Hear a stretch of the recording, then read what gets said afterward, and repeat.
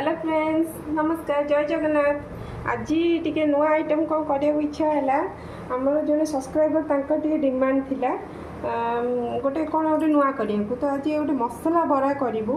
मसला बरा आगे आमर आलूर जो माने सिंगड़े जोटा थाए मसला से टाइप मसला बरा हम यहाँ आलू गोटे कषा हम आगू को देखिए आपण यहाँ बिरी आम गोले रखू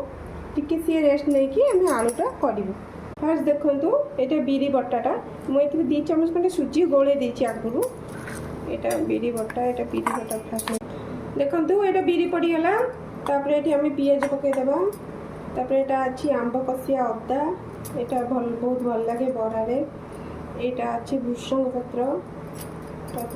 ये कंचा लंका ये जीरा 2टा पकेबा जीरार टेस्टा बहुत भल लगे बरारे केबे ट्राए करेंगे। तापर टिके लुण स्वाद अनुसार आपको जमी लगे गोले कि 5 मिनट पे रखीदे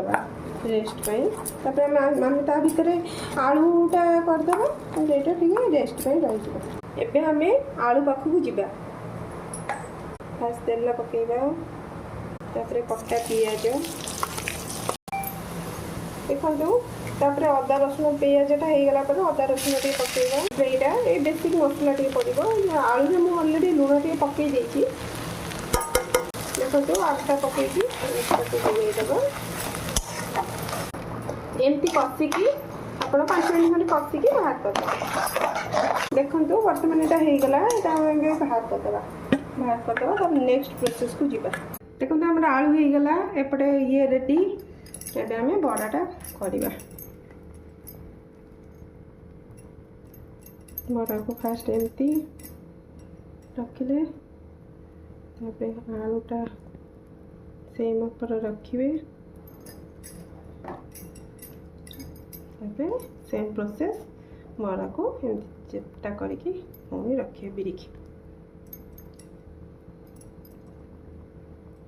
देखु